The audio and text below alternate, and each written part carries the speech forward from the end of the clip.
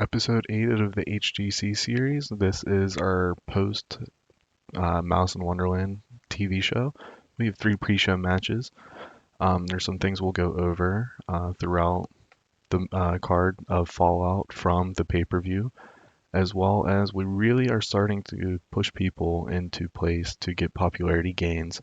As I felt like the first 6 weeks was to develop momentum, to figure out the right booking team, and to set the table where our Total Mayhem main event, Ripcord versus Sam Strong. Now we know that we can kind of figure out the rest from there. So we started off pre-show match with Danny Rushmore and Peter Valentine defeating Electrica and Sean Chase. Pretty basic there. Mr. Lucha defeats Grunt. RP Jr. defeats Stink. Those matches were just get the winners, momentum, etc., etc., like we've talked about. We do start off our show with Travis Entry and BLZ Bub talking about beating down Dusty Streets and why they did it and, evil monster stuff.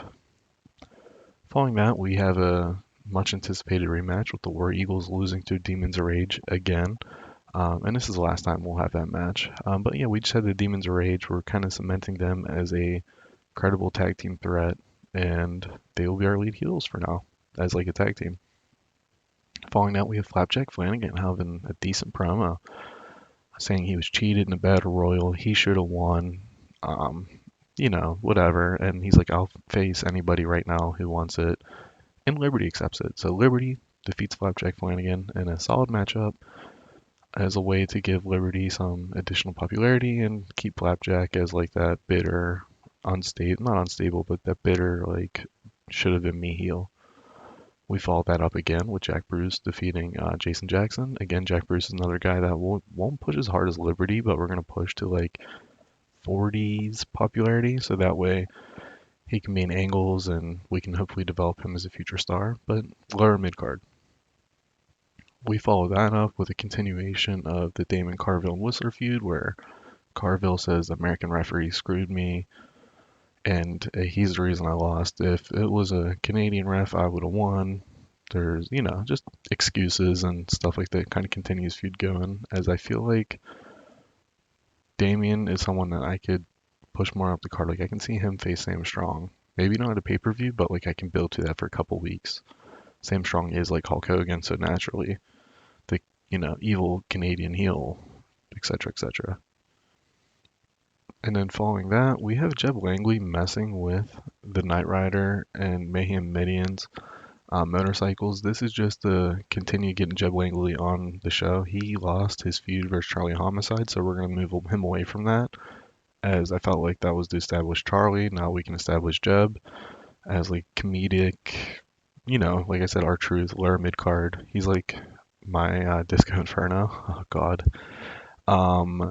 And yeah, he just messing with the one percenters motorcycles before their match versus Whistler and a Danger Kid. He distracts the one percenters, leading to Whistler and Danger Kid picking up a much needed victory, as they are on the cusp of being solid mid card acts for me.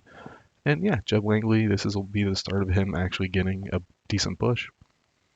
We follow that up with another basic tag team match, getting the Vesey brothers another win, this time over Savage Fury, kind of showing who our players are. Then before that, we have Cobra and Viper, another tag team, kind of calling out Cowboy Ricky Dell. How about you find a partner next week to face us?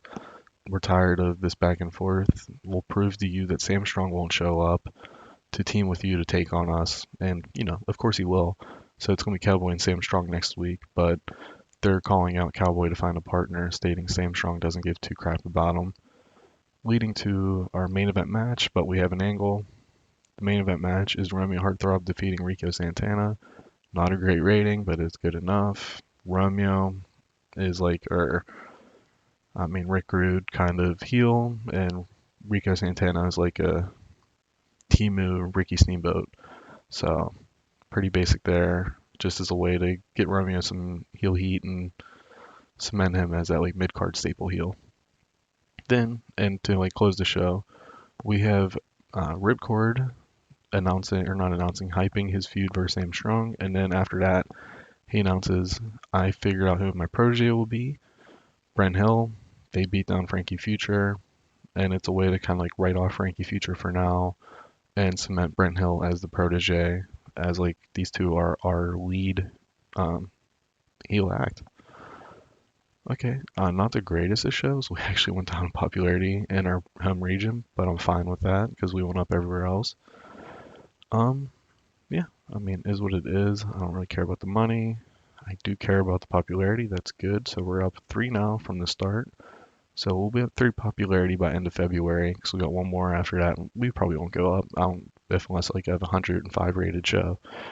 But solid all across the board. Yeah, they weren't happy with us having it. We'll talk about Rory in a second. SWF, they beat us again. No Tommy Cornell. They don't have Nemesis to job out to anymore.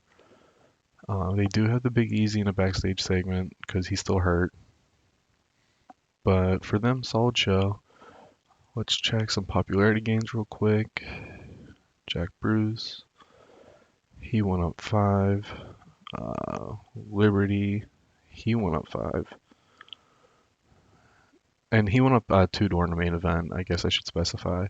So he's up seven in this month now, so I'm happy with that. And something I wanted to, okay, let's talk about Rory. So for Rory, I don't think I'm going to sign him. So Peter doesn't like him, I don't really care about that. But if we do a 3-year deal for that much, and to be honest, I would probably just do it like this, since we don't have any B shows. Maybe we had a B show, but I'll just do something like that. I guarantee, no, I would have to do something like that. Yeah. So we'd have to offer him that much money. Um, and it's fine. It's an extra like 200 grand a month if you include the pay-per-view, which I just like don't really have an angle for him. And I feel like it's just signing a guy to sign a guy. And I don't want to do that. I want to sign people who I have like ideas for. So I'm gonna hold off on that for now, but it's a possibility. But yeah, it's an extra 200,000, which is fine. But I don't think I need them, to be honest with you. Like I think where we have Eric Tyler, we have Liberty, we have the Vessies. Like I think we're solid enough now where we can wait for people who have like tie-ins. So I'm gonna be honest, the one person I am 100% gonna sign is Sid Streets. He is gonna be either teaming or feuding with his brother Dusty. Just it makes sense, you know. But like Sean McFly, Rory McCallum, I just don't have anything in my head that like will make sense of it. I thought Rory signing and being like the edgy um, BMF babyface makes sense, but then it was like, alright, but I kind of need people for Sam Strong or Ripcord, so it'd be one or other than what kind of thing. But to be determined. We still have time. The negotiations literally just started today. Well, yeah, yesterday, but you get it. And then finally, on our game setup, is Sam Strong is originally the booker for the what's it called? For HGC, but since I played as J.K. Stallings, it removes Sam Strong as booker. And instead of adding him back, I added Kyle Rhodes and Karen Killer, who are both like 70s booking skill. But it was just a way to kind of like keep it even keel. I guess I should have added Sam Strong, but he has creative control, so I don't know how yeah you guys feel about that. I didn't even think to. Well, I don't even know if I can. It didn't give me the. It didn't like show him as a possibility. But yeah, he has booking skills, so I guess I should have. I don't know, but I didn't. So let me know what you think about that. But this is our booking team. We're gonna have plenty of like creative energy produced now. Originally, it was tough figuring out who's gonna be our fourth and fifth guy, girl, because it was gonna be Ripcord, Larry Vesey, and I removed someone that wasn't Sam Strong. I feel like I should have that stored somewhere, but I just paid him off. Was it Pat Deacon? No, it wasn't Pat Deacon. Nonetheless, but yeah, the booking team. That's why like we kind of struggled the first 6 weeks, is we couldn't get creative energy right to give people creative ideas so they can get decent momentum, so then we can start using them.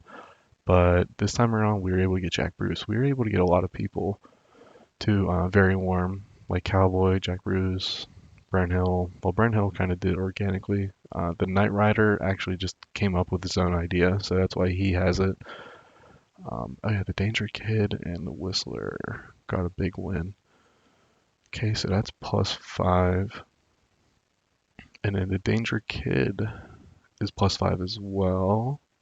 So he should be recognizable at least soon. If I get a creative idea for next show, I'll give it him. But yeah, that's where we'll leave it off here. Let me know what you think about the booking team. Should I remove someone and add Sam Strong? But I didn't even think to, just because, like, I don't know. Or maybe I should have played as Sam Strong, but then that eliminates him as, like, the possibility. But when I went to alter the Booker team, like, it doesn't even show him. Oh my, it doesn't show him because it's set to not negative influence. Is he negative influence? Because egomaniac, he's considered a negative influence. Um, well, that's fine, but like, I don't know. So tell me what you think about that, and I'll talk to you guys next time. Thank you for watching.